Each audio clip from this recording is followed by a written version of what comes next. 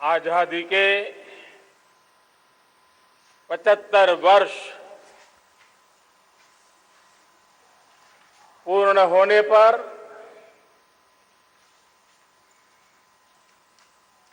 देशवासियों को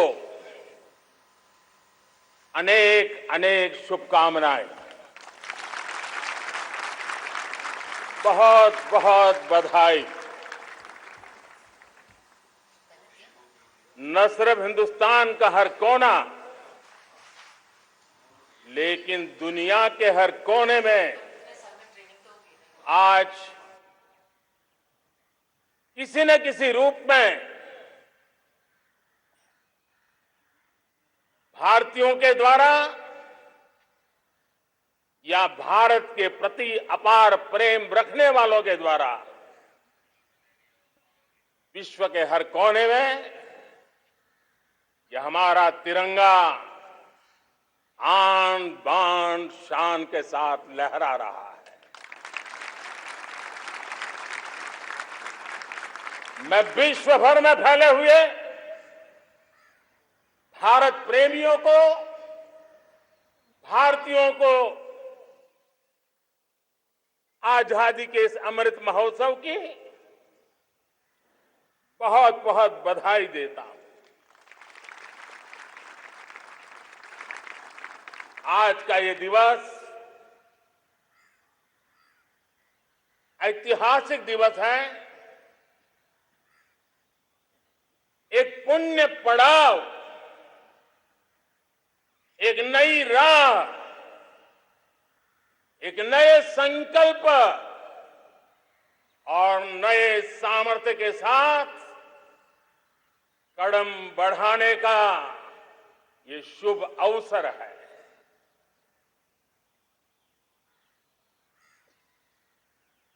आजादी के जंग में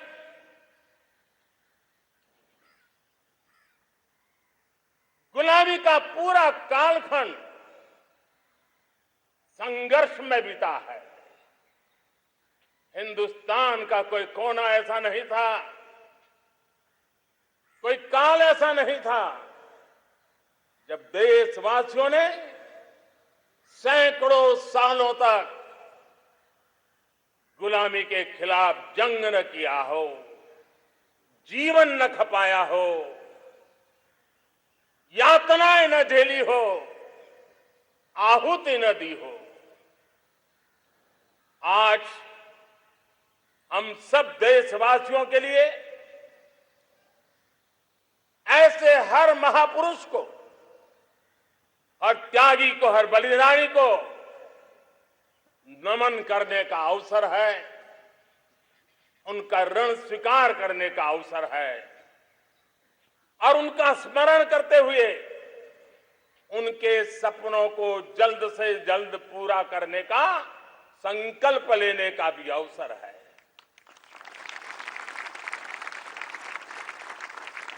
हम सभी देशवासी कृतज्ञ हैं पूज्य बापू के, नेताजी सुभाष चंद्र बोस के, बाबा साहब आंबेडकर के, वीर सावरकर के, जिन्होंने कर्तव्य पथ पर जीवन को खपा दिया। कर्तव्य पथ ही उनका जीवन पथ रहा। यह देश कृतज्ञ है मंगल पांडे, तात्या टोपे, भगत सिंह, सुखदेव, राजगुरु, चंद्रशेखर आजाद, अशफाक उल्लाह खान, राम प्रसाद बिस्मिल, अनगिनत ऐसे हमारे क्रांतिवीरों ने अंग्रेजों की हुकूमत की नींव हिला दी थी।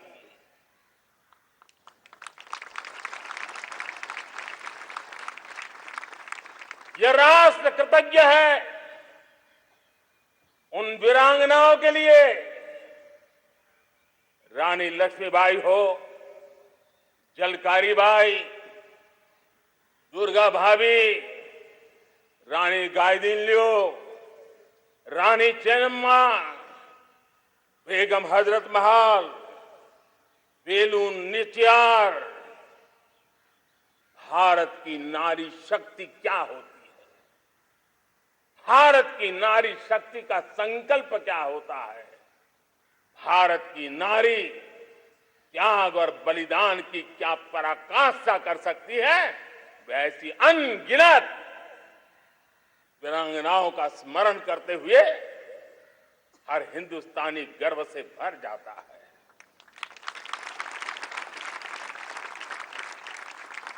आजादी का जंग भी लड़ने वाले और आजादी के बाद देश बनाने वाले भी, डॉक्टर राजेंद्र प्रसाद जी हो,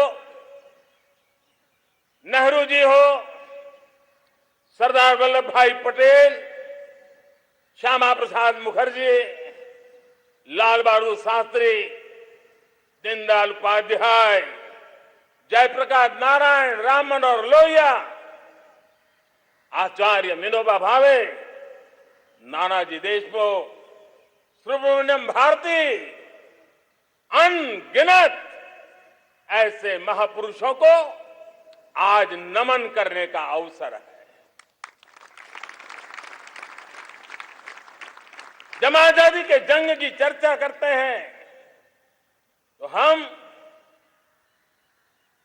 उन जंगलों में जीने वाले